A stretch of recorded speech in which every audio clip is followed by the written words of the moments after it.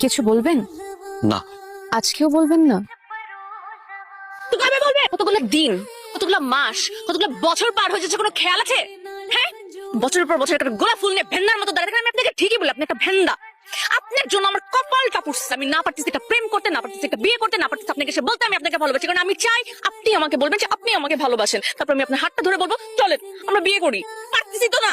আপনি কি হ্যাঁ, কথার আগে পলক ফেলবেন না। মুখ বন্ধ।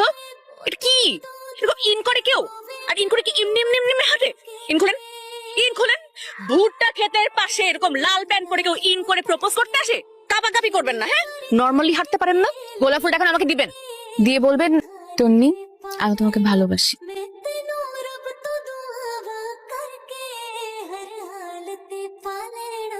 উফ, আল্লাহ।